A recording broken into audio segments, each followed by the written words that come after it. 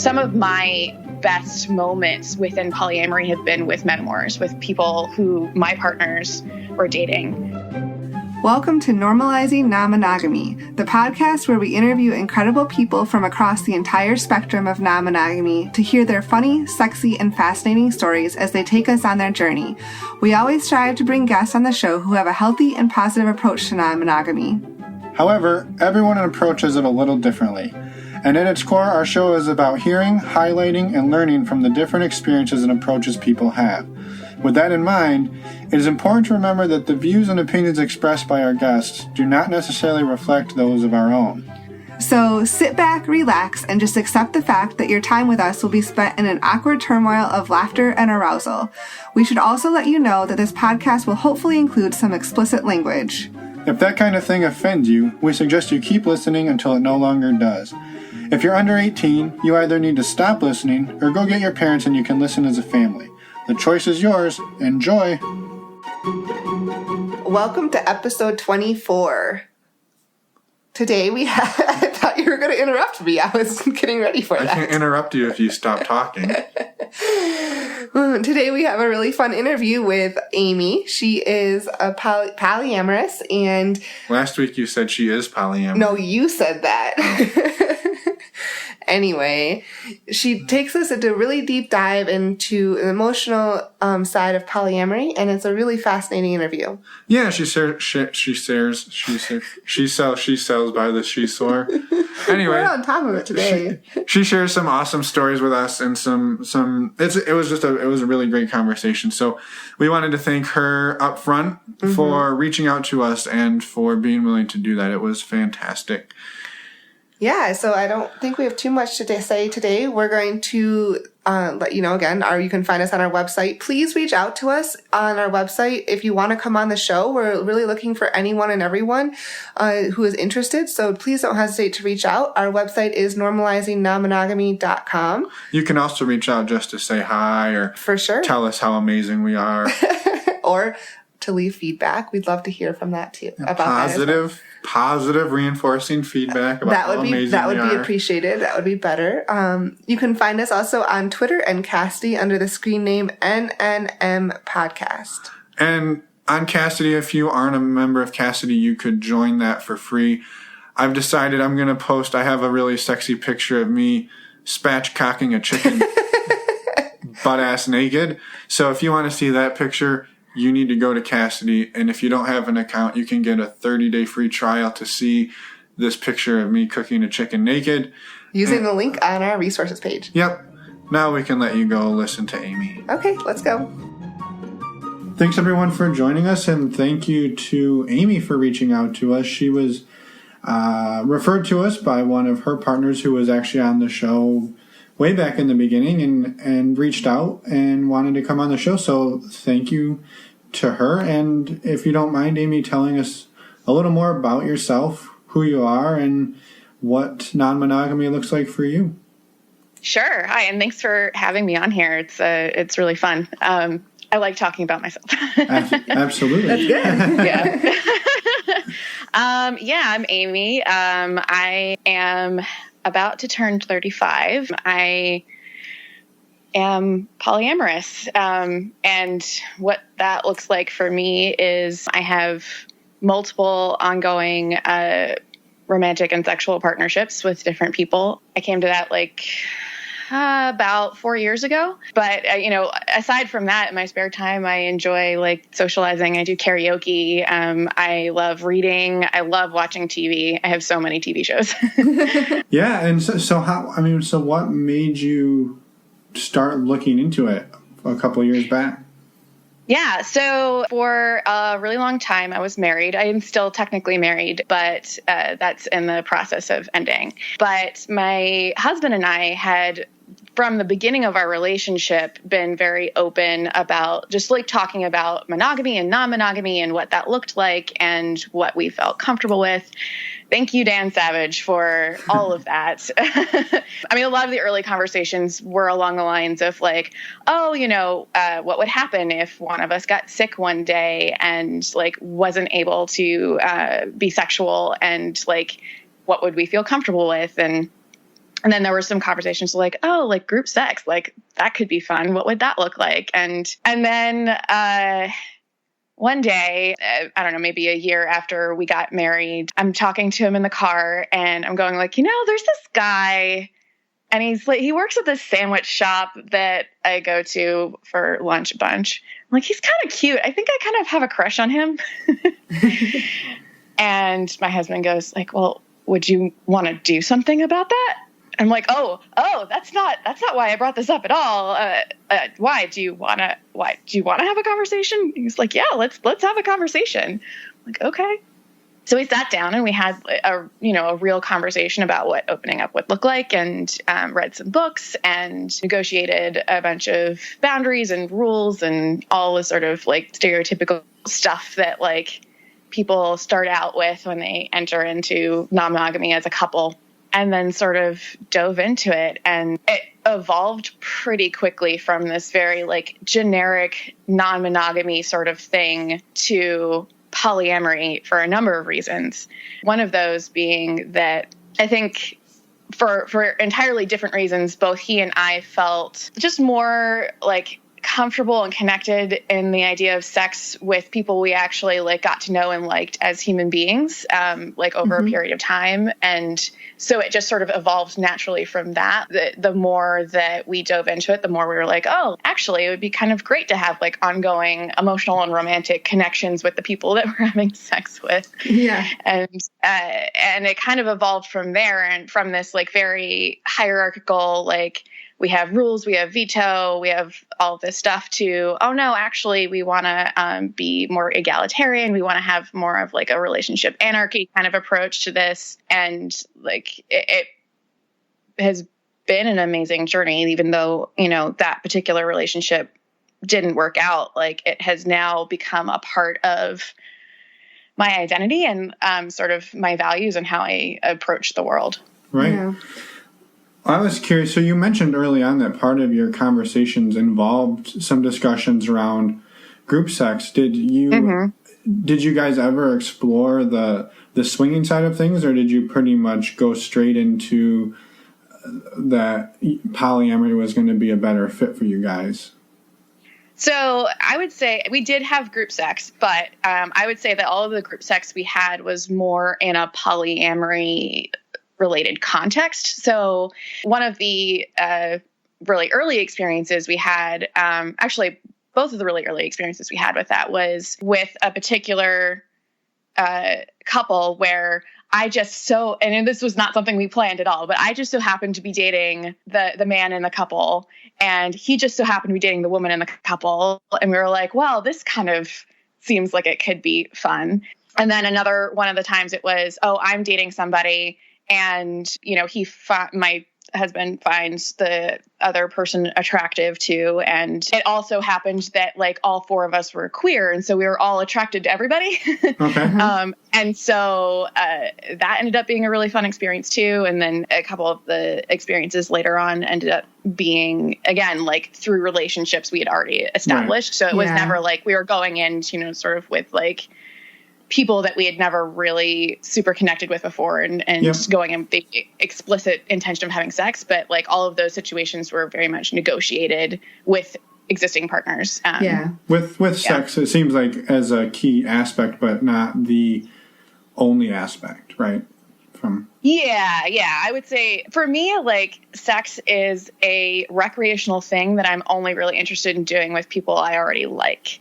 And it's not like, it's 0% of value judgment, and it's 100% just the way my particular attraction to people works. So like I am attracted to people who I like as people, as human beings. And then I'm like, all right, cool. And so that means that for me, like sex in the context of relationships or sex with somebody I'm really, really like clicking and bonding with and want to establish something with, or like friends with benefits, like all of these sorts of things like work well for me.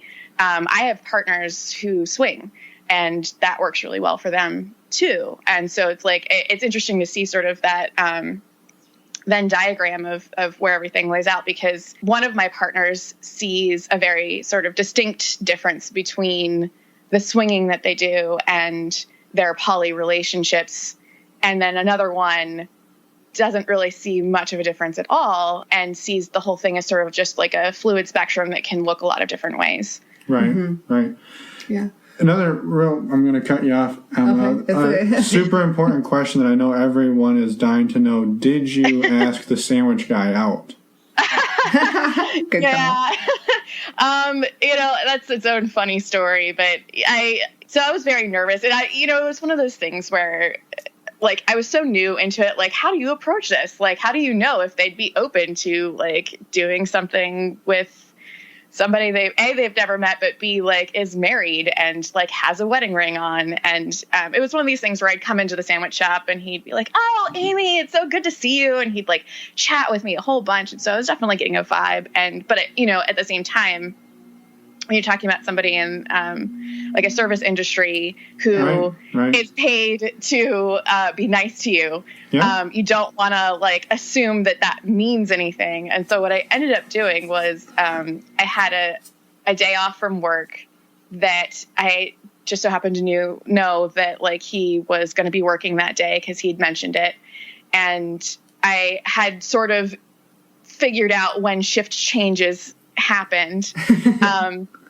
And so I was like, all right, I'm going to come in and get some ice cream, like, about half an hour before the shift change ends. And I'm just going to sit down and eat my ice cream. And if he stops by to talk to me and stays after his shift, then I know, right? Like, it's a very low pressure thing. And if he leaves, like, no pressure.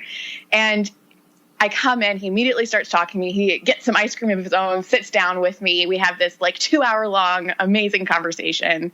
We exchange phone numbers. And I'm just going, oh my gosh, this is so great. Like, and then it just completely fizzled and died. Like, just nothing ever came of it. And that was fine too. He was actually significantly younger than me, and it was already just like, oh, I don't know, this is maybe, like, it could be fun, like, I don't know, maybe we could make out sometime. But it's, I now in retrospect, I'm like, oh, whatever. But it was the catalyst that got it sounds like it was the catalyst that got the conversation going for you guys, which is really cool. And I think that would have happened anyway, because my husband said at the time that, not like at that exact time, but later on we were having a conversation where I had said, I think that I never struggled with monogamy. Like, I know a lot of people who, like, struggled within the confines of monogamy, and polyamory, therefore, or swinging or openness or whatever else, was just a better fit for them as human beings. And for me, I never struggled with it. Like, I never was tempted to cheat. I was never feeling confined by it. But having done it, having been there, I've been fundamentally changed by it. It's now a part of who I am. Mm-hmm. But me saying, I think I would have been perfectly happy always being monogamous. And my husband said, well, I don't think I would have been. And so I think that conversation was going to come up anyway. Yeah.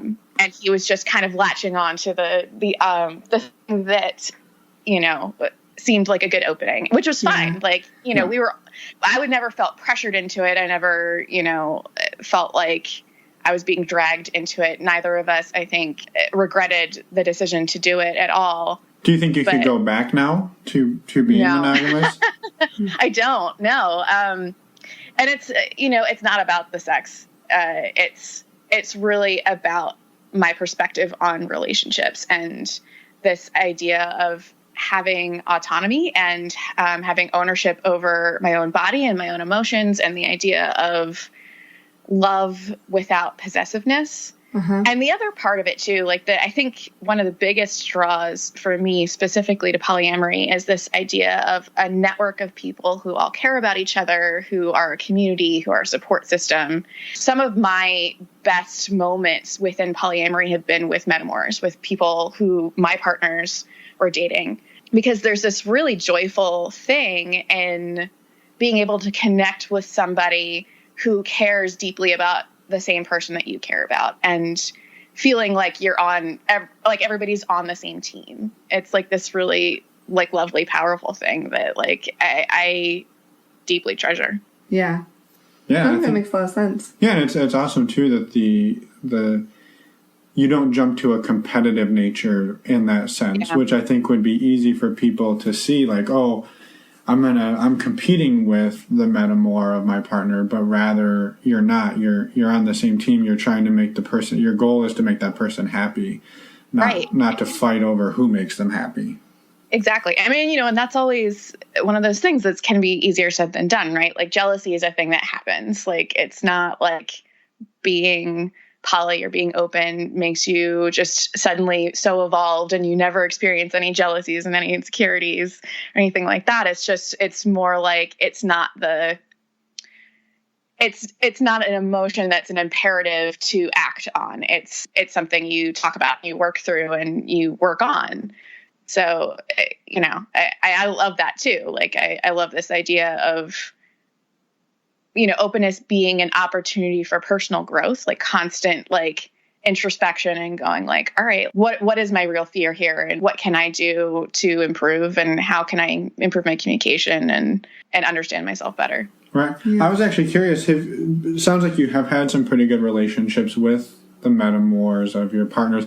Have you ever gotten jealous and actually gone to that person and said, hey, I love you. I'm super happy that you're here, but I'm feeling these things. And like, have you ever had to work through jealousy with the person you're jealous of?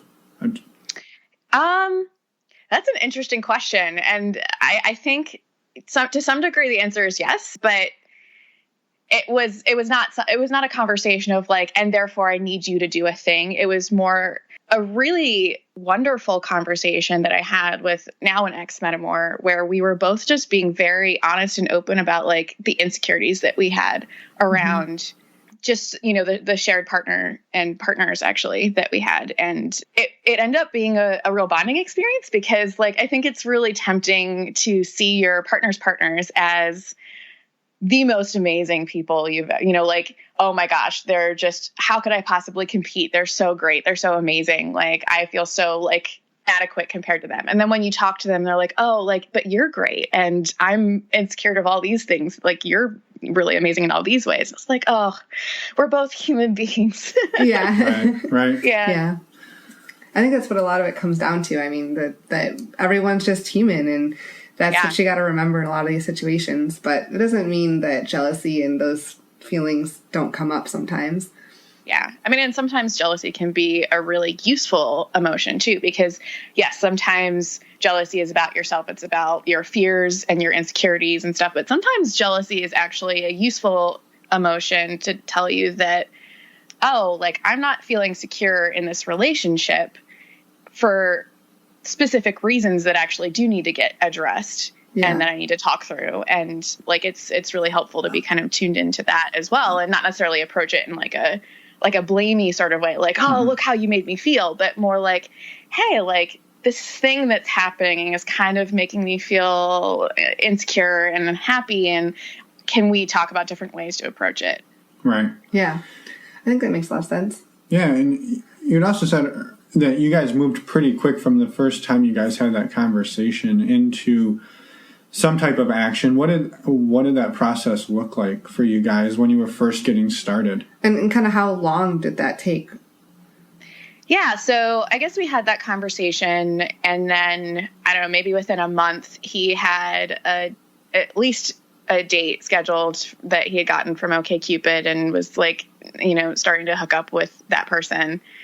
And I took a little bit longer, but I would say within a few months, I'd been on a couple dates and then established an ongoing connection with somebody that lasted about 10 months, which was an interesting journey in and of itself, because I was still figuring out what I wanted out of this whole non-monogamy thing and like exploring that. And the person that I was dating at the time, I don't think was specifically identifying as polyamorous, just sort of non-monogamous. And so I was having a lot of feelings of like, oh, I don't know where we stand and this feels weird and I'm enjoying it, but like,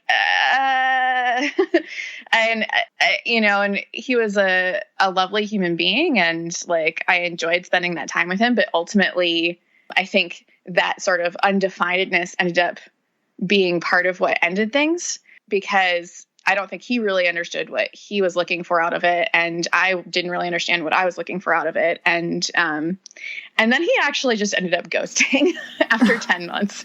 Wow. Which was, yeah. And that was a real shame too, because like I was sort of seeing the end coming, and I was like, well, that's going to be a bummer, but like, I feel like we're going to still be friends after this. Like we can still like chat and hang out and whatever. And then him just completely dropping off the face of the earth was like, oh, well, not only did you ruin that, but now I feel really kind of disposable and like uncomfortable. And especially after 10 months, like that's, don't ghost anybody at any time, but 10 months, right. That's like a long-term thing. Yeah. I had met his mom, but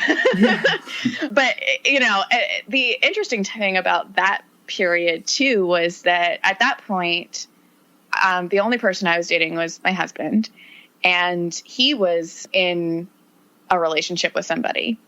And so I had this sort of period of time where I was really reflecting on what it is that I wanted and what it was that I was getting out of polyamory. And I started doing a lot of reading and a lot of research and really diving into all of the resources I could find. I started a Tumblr and wrote my feelings and like found other poly Tumblrs and read more than two and like a whole bunch of other poly literature that I could find, and just kind of dove in head first and said, like, is this what I want? What do I want? And the conclusion that I came to is that I absolutely wanted it. I wanted it more than I even realized that I wanted it before. And since then, that has been really helpful, because now, aside from it being a thing I'm doing, poly is also sort of a thing that I'm interested in as a subject. And so like, I'm, continuing to sort of read all of that literature and enjoy that. But also all of the relationships that I've had since then have been a lot more intentional. And that's been really wonderful. Yeah. When you said, backing up a tiny bit, you said when you guys first started, your husband got a partner first. How did that make you feel, I guess? Was that okay with you? Was it a little bit weird at times, I guess, to see him with someone else while you were still trying to figure out what, at the very beginning, what it all meant? So that particular partner did not last very long. There was, I think they went on 3 dates total. And so I never actually met her while they were seeing each other. I have since, sort of met her and seen her at different events and stuff. And it was one of those weird small poly community things where that person has actually been on dates with a whole bunch of people, poly people that I know. And so I'm like, oh, I can draw this map. And that's fun in and of itself. But there was sort of a moment of how am I going to feel about this? I don't know. And when he came home and told me oh, we had a date and we fooled around, I'm like, okay. Yeah, I think I feel okay. But it was a moment of I have to sit and kind of sit back because it's just odd. And yeah. I'm going why am I not feeling jealous? What's weird about this? And then shortly after that, he started dating somebody else. And that ended up being this very intense, but very short-lived relationship. So they dated for about a month. And by the end of the month, they were saying, I love you to each other. And it was very, very intense. And then it ended very abruptly after that. And I remember meeting her and me very much wanting to kind of get to know her and connect with her, and her basically pretending I didn't exist in the room. Oh, wow. And going okay, I want to be supportive and I'm not going to make a thing of this, but that was weird. And I think the answer honestly was that she didn't really want to be non-monogamous or poly. She maybe wanted to have multiple partners herself, but was not super comfortable with her partners seeing other people. And so there was just some discomfort there around me existing in the first place. Yeah. Have you found it easier to navigate polyamory for yourself with partners who are also polyamorous, or have you also seen some success meeting people who are monogamous outside of the fact that they're dating you and you're polyamorous? So I would say that I have almost exclusively dated poly people. I've seen a lot of my poly friends date monogamous people and see that ended ending mostly disastrously. Like, there are exceptions. There are absolutely exceptions. And sometimes you've got people who are really, really interested in polyamory and have read all the research and are ready to dive in. And that's a totally different thing. Like, even if they haven't tried it before, like, they're 100% on board. But if you're talking about someone who's just sort of like single and dating monogamously and going like, oh, well, like, yeah, I'll try this for you. Like, most of the time, what I've seen happen is that person then meets somebody else they want to be monogamous with and dumps the poly partner sort of unceremoniously. And the interesting thing that's happening there is that it's almost like this assumption that because you're poly and have other partners that you're not going to be deeply hurt when you break up with somebody or when you're dumped or, and that in my experience has just been totally false. Like when you fall in love with somebody or have a really deep, good connection with somebody and that person drops out of your life for whatever reason, it's just as hurtful if you're in a relationship as if you're not. Right. Yeah. It's not like people are. The thing that I always like come back to is I think there's this kind of idea in monogamous culture that you have all these different slots in your life for like friendships and family and whatever else, but you have this one slot for romantic sexual relationships. And when you break up with somebody, that slot is opened.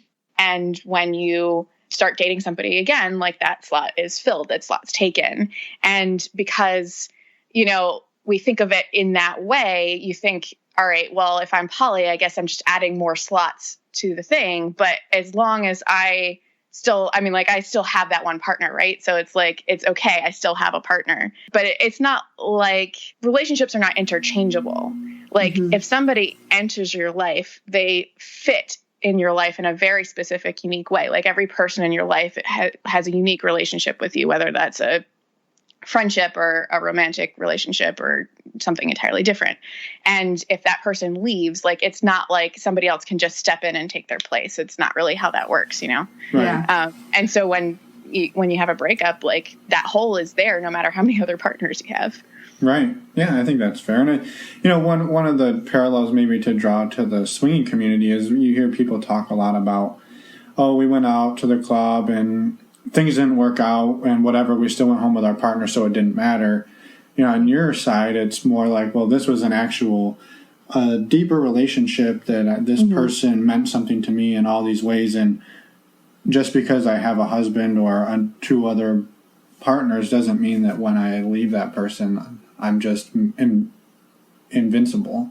Right. So. Yeah. And this is something that has come up a lot for two partners that I have.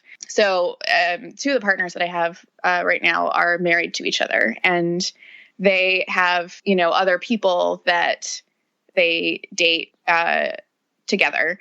And I think people sometimes assume that because they have each other, that when somebody breaks up with them, that it doesn't hurt them deeply, but it does. And I see the effect of that. And, it sucks, Yeah. Yeah. Getting broken up with or breaking up in general is not fun. Yeah, for sure. I know you alluded a little bit earlier to your sexuality. I guess, could you talk a little bit about that?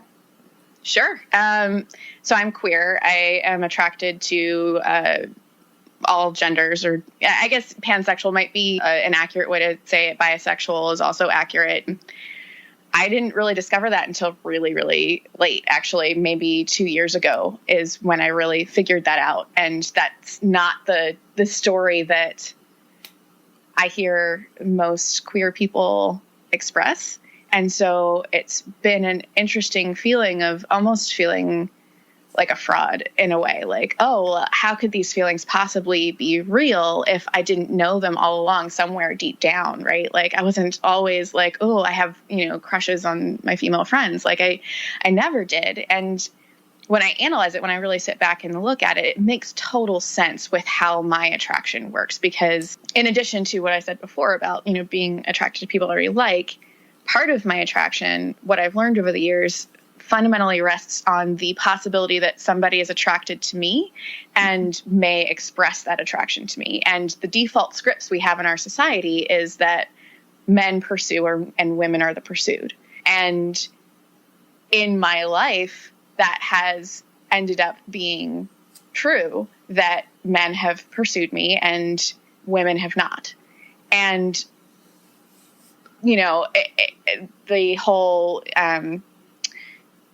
heteronormativity thing where you sort of just assume that everyone's hetero until proven otherwise has always also played a role into that. And like, I'm never going to assume that a woman's attracted to me unless she absolutely says so. Right. So women never approached me. I just never really had to think about the idea of women as a partner because I was, I knew I was attracted to men because they were approaching me and I was like, yeah, that's great. But the same wasn't happening for women. And then when I started getting into polyamory, even before that, I had started getting to know more people in the queer community. A lot of my friends were queer women, and I was having a lot of long conversations with them and kind of just pondering that. And then the longer that I was there, the more I was sort of like just thinking about it, and it started having these like fantasies and still very much feeling like a fraud, going like, am I just trying to fit in? Like, what's happening here? Yeah. Like, am I trying to just make myself feel this way? Right.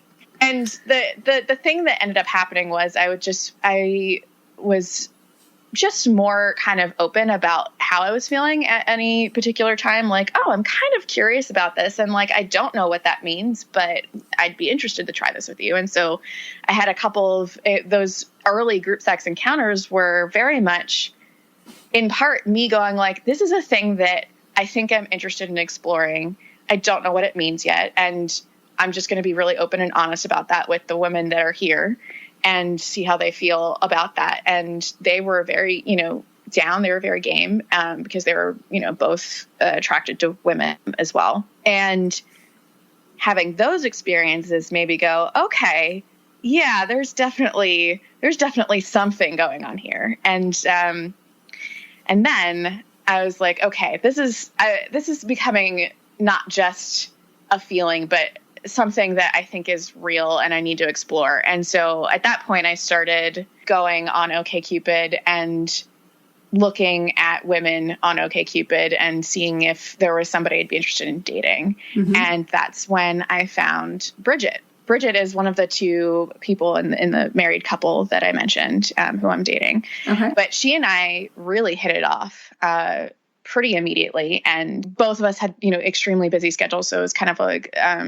we had to schedule out a date like a long time in advance. And then dates after that were just sort of like few and far between. But we definitely were connecting really, really hard. And the first time that she and I kissed, and then the first time that she and I hooked up, it was like, oh, yes, I am definitely attracted to women, and I am very attracted to this specific woman. And that was really wonderful and has continued to be wonderful.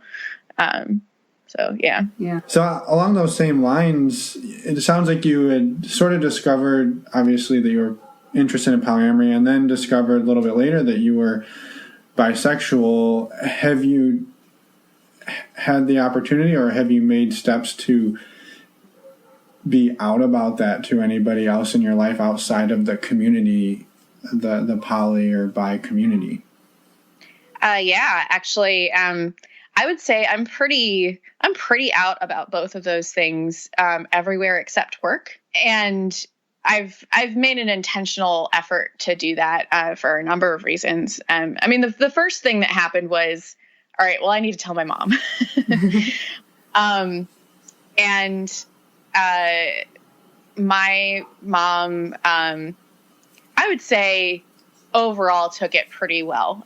She definitely had a lot of concerns up front because she was worried about my happiness and my well-being ultimately. Yeah. And I think, she had a lot of questions, and it, some of those questions were maybe not phrased in, the most comfortable of ways, but she's like definitely come a long way. And like, actually she's met she's met all of my current relationship partners and one of my exes as well. And has been, really kind of excited to know more about that and like to meet those people and the people that are, important to me in my life. I do have sort of, I don't have a large extended family. And so there's not like a whole lot of people to sort of be open with there. Mm-hmm. And my dad passed away about 4 years ago. And it's this interesting thing of like, I think he would have had a harder time with it. I think he would have come around eventually. Yeah. But I think it would have been harder for him than it was for my mom. And so I miss him a lot, but there's also a certain amount of like, I'm sort of glad that I don't have to have that conversation with him. Yeah. Even though it would have been wonderful for him to, meet these people that are so, important in my life. Yeah. Right. It almost would have been harder, you think, for you. But yeah. Yeah. I'm sorry. Yeah. That's a tough situation. Yeah, absolutely. Yeah. But yeah. And, I've like, come out to all of my friends, anyone that I consider any kind of like close or even sort of medium level friendship. Like I'm pretty open about that. And like occasionally I will just like be open with it about, these things to total strangers. Like actually, really, really recently I was traveling and just casually came out both about being poly and about being queer to the people in casual conversations, and actually got really positive responses. Like one of the people was just very like, oh, that's really interesting. And that's wonderful. And how does that work? And, was just sort of kind of curious, but really like positive and supportive. And the other person's reaction was really funny because it is like, oh, wow, that's so great. That's something that I'd actually really wanted to try in one of my previous relationships. And I've read that book by Tristan Taormino, and I've read The Ethical Slut. And I'm like, really? We should exchange numbers. Yeah. I could have a whole conversation with you, which we did. And, we're continuing to talk, which is kind of amazing. But I think like those have been overwhelmingly positive experiences. And there's also been an overwhelmingly negative experience thrown in there as well, which was with my ex's family. With my in-laws, or soon to be ex-in-laws, I guess. But your husband, your ex-husband, soon to be ex-husband. Correct. Yeah. So he came out to them as both queer and poly, and the responses from each of the individual family members ranged from, well, that's cool. I don't know that I understand or agree with that, but I still love and support you, to I have lost total respect for you. I don't consider your relationship to be valid anymore. They called me his roommate. They, questioned his sexuality as well, and like made like inferences to like him being unable to choose, and just like really like closed-minded, like very not loving response. And it was so deeply upsetting for both of us, really. But it was one of these things where it was deeply upsetting for me, but it was far more upsetting for him. And it was also his family. And like, I kind of took a step back there and was like, you need to handle that. And however it is that you're going to handle that. What he ultimately ended up doing, after a lot of really painful back and forth discussions, was he cut them out of his life entirely. He just stopped talking to them. And he made it clear that, the door was open if they were going to be, open enough to actually wanting to learn, actually wanting to have a conversation with him about it, that he would be open to opening that door up again. But until they were ready for that, like, he was done. Yeah. That's tough. I mean, yeah. But you have to do that sometimes. If you care about your well-being and your partner's well-being, like, it's hard to put that or have that negativity in your life all the time. Yeah, for sure. I think one thing too that we wanted to maybe touch on is you hear a lot of times people saying, oh, well, there's no way that people can be in a successful long-term polyamorous relationship. And I think there's maybe some people listening that will hear, oh, well, of course she's getting a divorce. That's the natural order of things when people learn that they're poly, or discover that they're poly, or decide to be, whatever how you want to phrase it. Sure. I guess how do you look at that, and how do you maybe respond to people who that's their response if they approach it that way? Yeah, that's a really I have a lot of feelings about that. It's a multi-tiered response. So I would say that, the first response right off the bat is that my marriage ending really had essentially nothing to do with polyamory itself. The reason that my marriage has ended is entirely to do with the dynamics between me and my husband in conflict, and in emotional support. So ultimately, the patterns that we had developed with each other were somewhat codependent. They were somewhat toxic, and like really painful and damaging.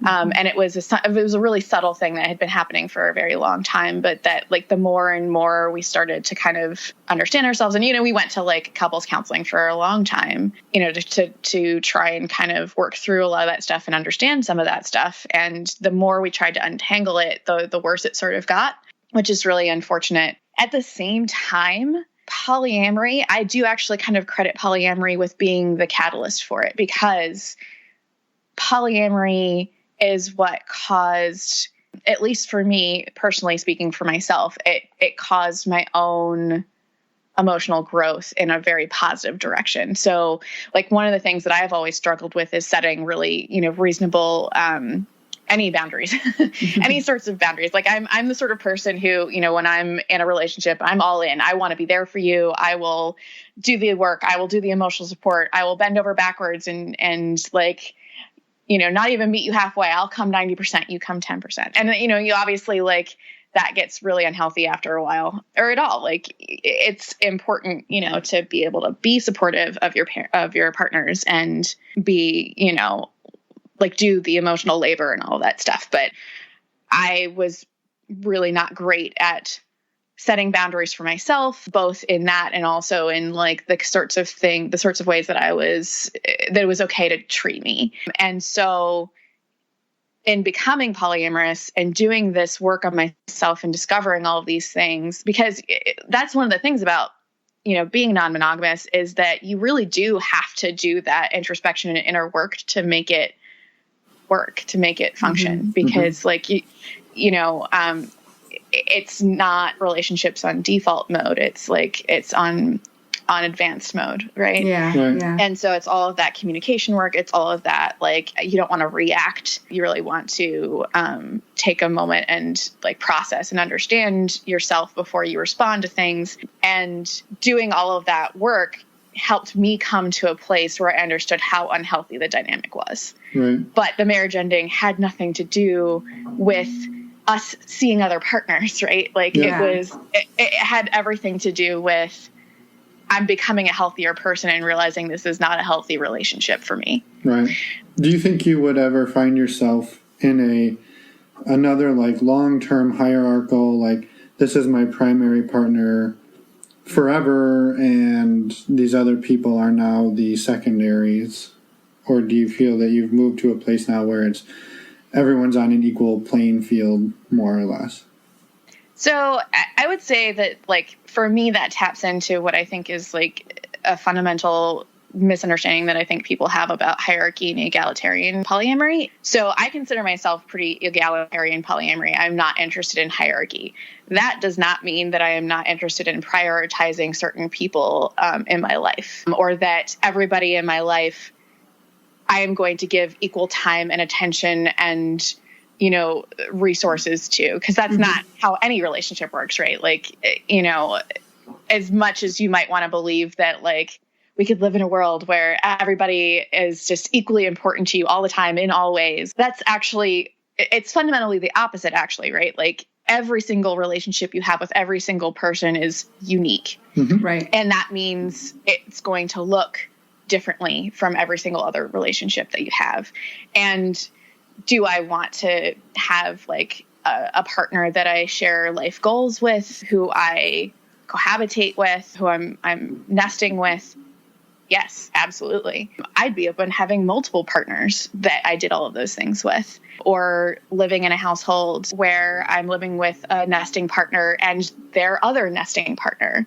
I'm open to a lot of different configurations that look like that. But what I'm not interested in doing is saying, all right, I have decided you are the person. And because you are the person, we are going to establish this very strict structure that cannot be breached and cannot change and cannot be broken. And everyone else who tries to question it or wants, things from us that don't fit into that structure are interlopers and they must be, pushed away. Like that I'm not interested in doing, because to me, that doesn't feel humanizing. Everybody matters. Everybody's feelings matter. Everybody who I date, I want the conversation to be an open one. That doesn't mean that the decisions I make are necessarily going to be the decisions that, that they would ultimately want. Like if somebody says oh, well, I want to be able to sleep over your house twice a week. And I look at that and I say, well, that's not what I want. Just because, I might be sleeping over somebody else's house twice a week, or somebody's sleeping over my house twice a week, it doesn't mean that, anyone who asks is going to get the exact same access by default. But it does mean that the conversation is always on the table, and that the conversation, that the situation is always fluid. And for me, that also doesn't mean that I just sort of am willing to just drop people, right? If somebody's really important to me, they are really important to me. If I'm committed to somebody, I'm doing the work. And so if there's somebody new in my life who I'm really excited about and interested in, and it's all sorts of NRE feelings, and I'm just wanting to pour all this emotional energy into it, I'm also very conscious of the existing things that I have in my life, or existing relationships that I have in my life, and wanting to affirm those and not breaking the commitments that I've made to those. And if I am having changing feelings, or if I'm having problems or whatever else, that I say, hey, I want to address this with you, the person that I'm having that feeling with. Right. I think a lot of people will look at this and say it's very hard for them to find enough time and energy for one partner, let alone being able to spread that around to multiple partners. Yeah. Have you found sort of the sweet spot in terms of the right number of partners that's enough but not too many, or have you found that it's just you have infinite capabilities to to build relationships? Yeah. I would say I have infinite capability to care about people. Definitely not infinite time or energy. I do think that I probably have a larger capacity to maintain relationships than many people I know. And I'm not saying that's oh my God, look how great I am. It's more just that the way that I experience life and the way that I form connections is so deeply powerful and important to me that I just instinctively invest a lot of time into that. And I have a lot of energy for that. And I prioritize that over, maybe other sorts of things that you could spend time on. And so as a result, I feel like I do have room in my life for a number of serious partners. I don't know if I've figured out what that ideal sweet spot is yet. Right now I would say I have, I'm dating this married couple, Bridget and Dustin. I have, this person that I've been dating for a little over 2 years now, Erin, who was on your podcast. And all of those relationships are, really deeply important to me. I've just started dating a woman, and I'm still sort of feeling out where what that might end up looking like.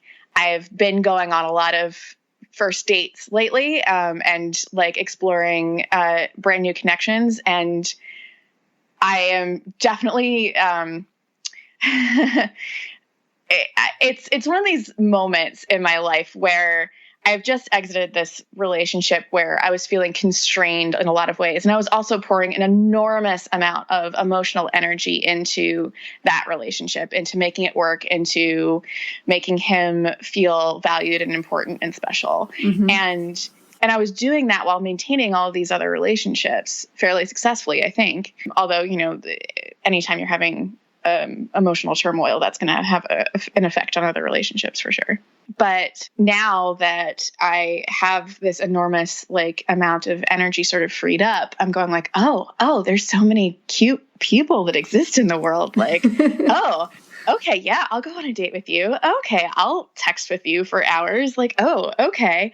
And exactly now in this moment in time, I'm like, okay, well, this is going to have to settle down. I need to figure out who it is that I'm probably going to be interested in spending more time with and maybe prioritize them, because it's definitely not a sustainable thing that I'm doing right now. A lot of first dates and everything. Sounds fun, but it's a lot. Yes. Yeah, it's both. It's definitely both, but it feels kind of wonderful too. And I'm kind of giving myself permission to really sort of explore that and enjoy that, because I am, finally in this situation where when I meet somebody new and I'm excited about them and I talk to them, I immediately go to my partners and I go oh my gosh, I met somebody new. I'm so excited about this person. They're like, oh, yay, we're so happy for you. Tell me all the details. That's so cool. And that was not really the experience I had with my husband. And so the idea that I can form these exciting new connections and that the people who I care about and who care about me are really excited for me, the idea that these, the people that I care about and who care about me are really excited for me, is just kind of revelatory and just really wonderful. Yeah. I think that's really cool that you've given yourself permission to kind of just have fun right now and explore new people, and in a time in your life where you have the ability to do that and you haven't in the past. I think that's awesome. For sure. I wanted to ask you too, I think people might be curious, especially if they're not familiar with polyamory, how the dynamic works with you dating another couple. And I wanted to see if you could just talk about how that works for you guys.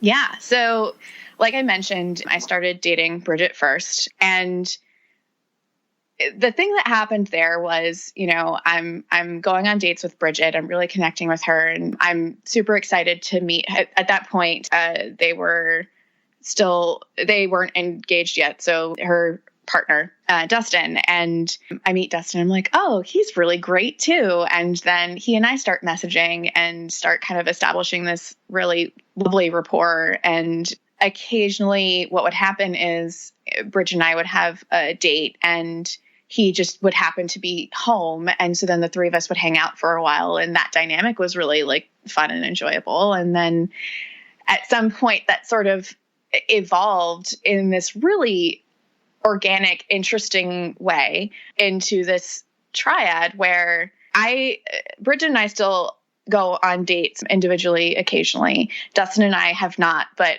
have talked about it and are definitely sort of open to that if schedules sort of align and everything, works out. But it's not something we're pushing for, actively working towards either. And then I'd say the majority of the time we spend together is the three of us together. And it's kind of wonderful in a way that I didn't really even understood existed, if that makes any sense. It's really beautiful to feel actually completely surrounded by people who deeply care about you and love you. Yeah. And to then be able to provide that for the other people in the room. And I mean, I'm not going to lie, the threesome sex is pretty amazing. Just a side amazing benefit. Uh-huh. Yeah. No, I think that's really interesting because, I don't think triads are necessarily as common, I could be totally wrong, than some of the other relationship dynamics. So yeah. I think it's interesting when you talk to someone who's in a very successful one, how it works and how awesome it can be. Yeah. I mean, and it is it is more complicated, right? When you're talking about a triad, you're talking about not just 3 different relationships. You're talking about like 7 different dynamics that you're managing. You're talking about each of the, like, so for example, I have a relationship with Bridget. Bridget has a relationship with Dustin. Dustin has a relationship with me. But then Bridget and I have a relationship with Dustin. Dustin and I have a relationship with Bridget. Yeah. And Bridget and Dustin have a relationship with me. And then the 3 of us together have our own dynamic. Yeah, that's a lot. Yeah, it is a lot. And, you know, I think that it's tricky when you get into triad territory because you have a lot of people coming from like a unicorn hunting perspective, which is very like, we have our existing relationship, come and join and be our third. And that can be a really dehumanizing thing for the third person, for the person coming into that relationship, because they're sort of expected to kind of fit this mold, but not get the benefits of the same benefits of the relationship that the couple is experiencing, right? Like the couple is recognized by society as being valid, and the third person is the interloper. The third person is, you know, the side piece, you know, where else. And a lot of the times in those situations, that third person has rules or expectations placed on them that maybe they're not aware of, or that are deeply, you know, unfair and dehumanizing. And you see a lot of really disastrous situations come out of that. Like things like expectations that everybody is going to feel the exact same amount of feelings for each person in there. Like that's not how emotions work. That's not how relationships work. But I think I've been extremely lucky in that regard because, I mean, and again, like I think a lot of that is because this triad situation developed in such an organic way. Like none of us were trying for it, right? Like none of us were like, this is what we were going for. Like it just sort of naturally evolved into that.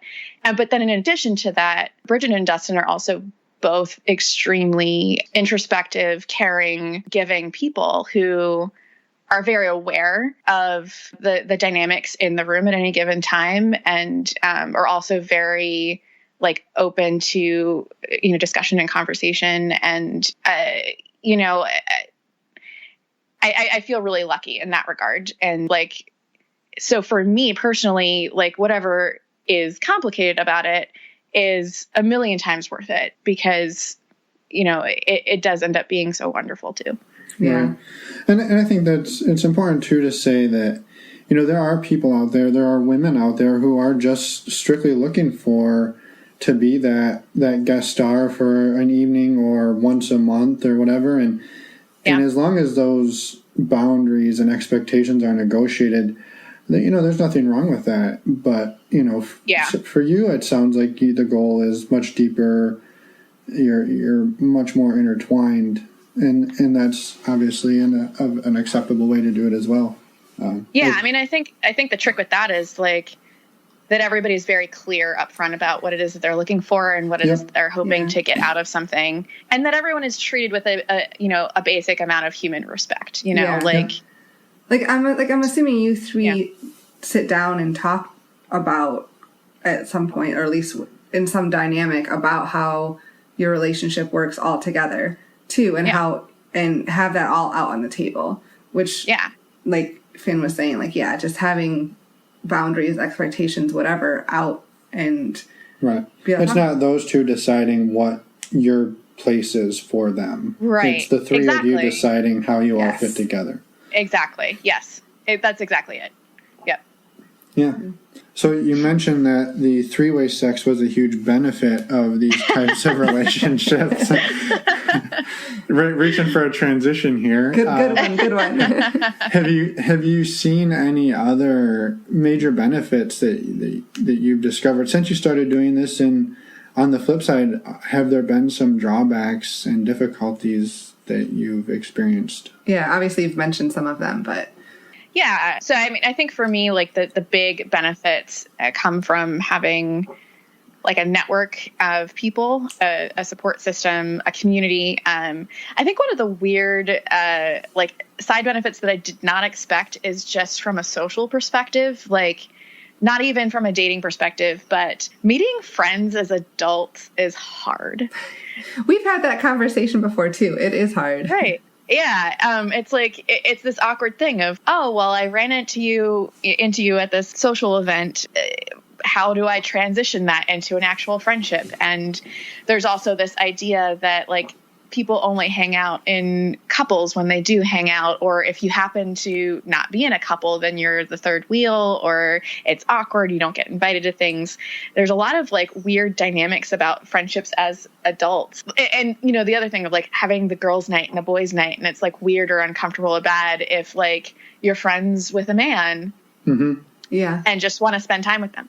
And so polyamory has been kind of amazing for me. I'm an extrovert. I absolutely need that social energy for myself to thrive. And having the opportunity to meet so many different kinds of people, because you end up, you know, like you'll date somebody, you'll go on dates and you friend them on Facebook, and then you see this mutual friend and you're like, oh, I recognize you from that thing. And like you get invited to some poly barbecue, and then you go and you meet a bunch of people there, you know, and then the other part of it is like when you meet poly men who, and I say men specifically because of course, like the cultural kind of expectation of male-female friendships as adults is that they're no-nos, and that like, or that, you know, it's always going to be sexual, or, you know, that there's always a problem. But, you know, meeting a poly man that I am not interested in dating, but forming a genuine friendship connection with, which has happened a couple of times, is really kind of wonderful in and of its own, because it's like, oh, well, we know if we wanted to date, we'd be doing it.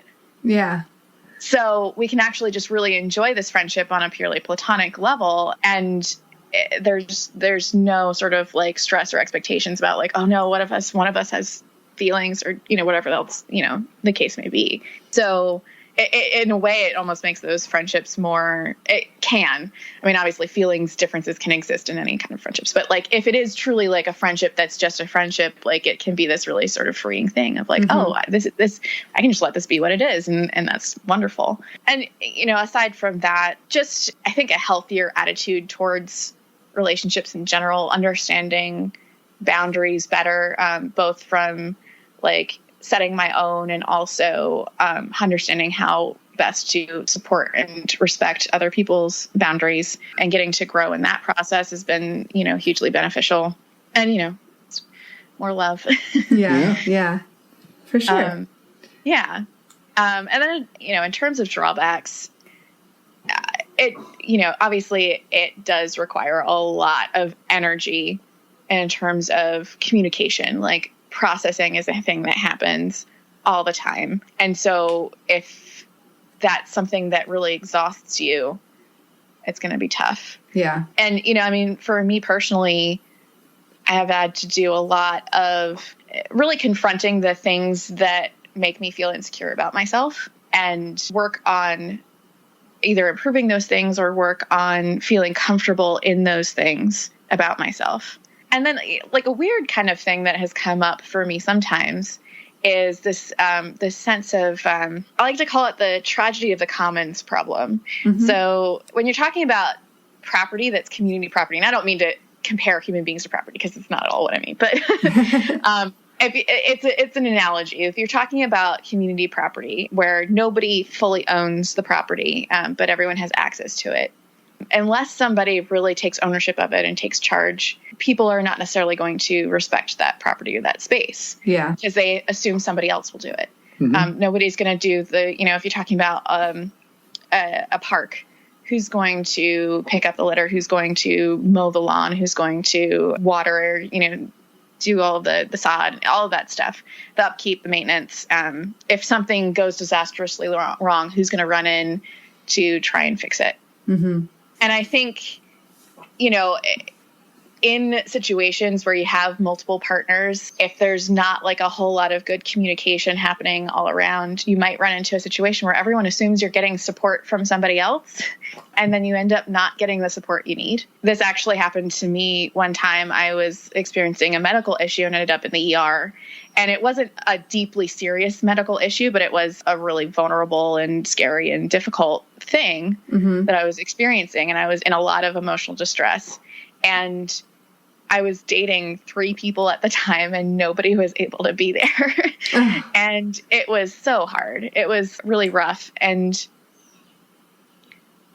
you know, and the thing that comes down to, honestly, is that they all wanted to be there and life circumstances made it tough for that to happen. But also there was a lack of communication about, you know, what was truly needed and what the expectations were of those relationships. And the thing that also really kind of drilled into me was a sense of, even if you're in a monogamous, committed relationship, sometimes you do have to be your own advocate. Like sometimes you have to be the person that's there for yourself. Like you can't expect anyone else to fill all of those needs. And sometimes you're going to absolutely need help. And like sometimes you're going to need that help and you're not going to get it no matter what.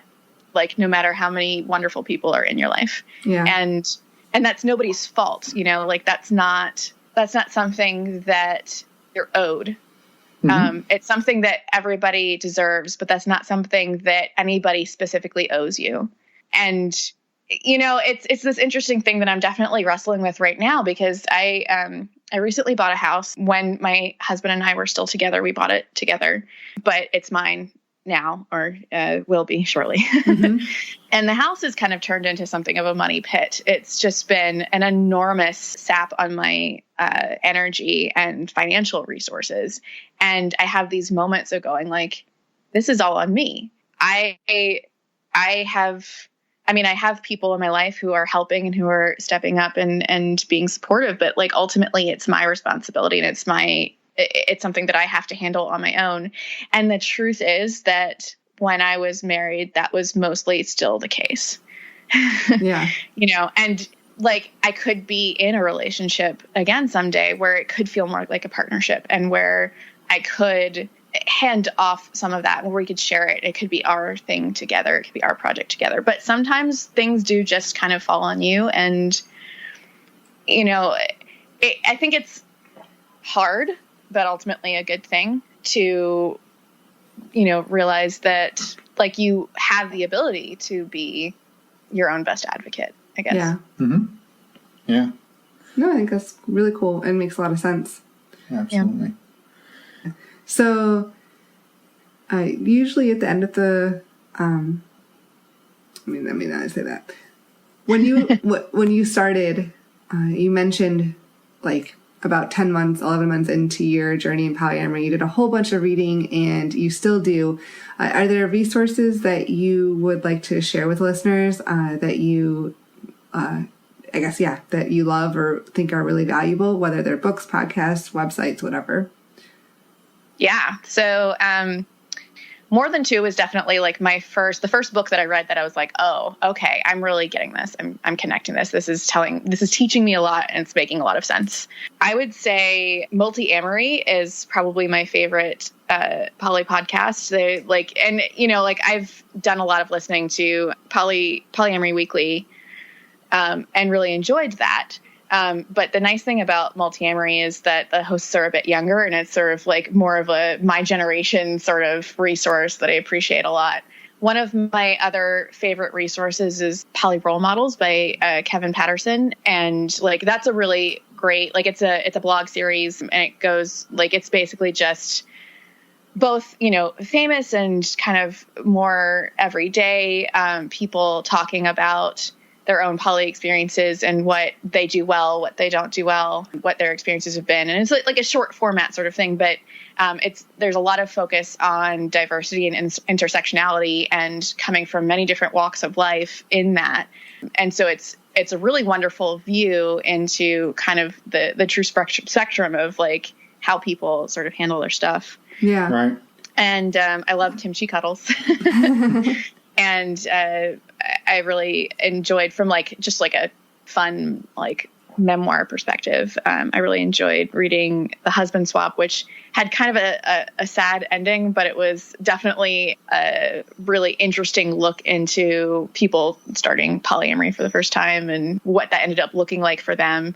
And the happy part of it at the end is that, the people didn't walk away from polyamory just because that particular situation didn't work out, but it's a cool story. Yeah. And I also really liked The Game Changer. I have so many. I could probably list off like a bunch more, but those are probably the ones that come to mind off the top of my head. Okay, cool. Well, we'll definitely put all of those links to those resources in the show notes so that listeners can go find them. Awesome. I realized too, one question we didn't cover either at any point here was whether you guys you have any children. And I wanted to ask that because I know that can make things a little bit more tricky in polyamorous relationships or open marriages. Right. Yeah. No, we don't have any children, which is probably a good thing considering, we're splitting up. It's a thing that we had talked about off and on over the years and had gone in wildly, varying directions on at any given time. I'm still sort of in a place now where I would be very open to adopting. I would be very open to fostering kids with a new partner. And one thing that has really kind of appealed to me lately is the idea of being a co-parent with other people who are having kids. Yeah. So not necessarily being a biological parent, but being an important parental figure in a kid's life that can help, share that burden and also share that joy, Yeah. I think for a number of reasons, I think that biological pregnancy would be really, really tough on me is probably the biggest thing. Mm-hmm. Yeah, and I'm certainly not going to, yeah. I'm certainly not going to kind of venture into that world without at least one partner, if not more than one, to kind of share the responsibility with, because I think that's a really tough road. But I've seen a number of people do the co-parenting thing to some degree or another with multiple partners, and that's always seemed like a really cool thing to me that I'd be interested in exploring. So yeah. Thank you. I think that was a helpful little tidbit I meant to ask earlier and just forgot. Yeah. Sure. So I think something that people might be curious about. And then I guess, is there anything else you'd like to share with us? Or the listeners, since we're doing it for them. Of course. I don't know. I would say that, I think that the biggest thing for me is that, polyamory, openness, non-monogamy is absolutely not for everyone, right? I am not an evangelist. I don't think it's more evolved. I don't think it's, the only way. But I think we all have more capacity to care about people than we give ourselves credit for, and more capacity for different kinds of relationships. And I think that just even if, somebody is monogamous and wants to stay that way, the idea that we all can approach our relationships with intentionality, with a very opened eyes, I think is a really cool and valuable thing. Mm-hmm. Yeah. Awesome. Well, thank you for that. And thank you for coming on and sharing your story with us and a lot of deep feelings. And it's awesome to have people who are willing to do that. So thank you. We appreciate it. Sure. It was a lot of fun. Thank you guys. And don't be a stranger. If you ever want to come back on the show, let us know and we will, we'll schedule you in. Yeah, definitely. Cool. Thank you so much. Awesome. Thank you. Have a great evening, and we'll talk soon. Okay. Bye. Bye. It's us again. In case you forgot. They were probably hoping we were gone. I know. God damn, I thought this was going to be the one where they didn't come back. We'll keep it short and sweet today. Right? Yeah, so thank you to Amy for everything. We really appreciate it. And next week, we've got an interview with another fellow podcasters coming all the way from Perth, Australia. Yeah, down under. Oh. Whoa. Swinging out west. So It's an awesome interview. They're really fantastic people, and we're super excited to be sharing that with you all in T-minus 7 days. Yeah, stay tuned for next week. Unless you listen to this like on Thursday, then it'd be 6 days. Oh, or Friday. Then it'd be 5. You want to do the whole week? No. Okay. We'll see you guys in a week. Bye, everyone.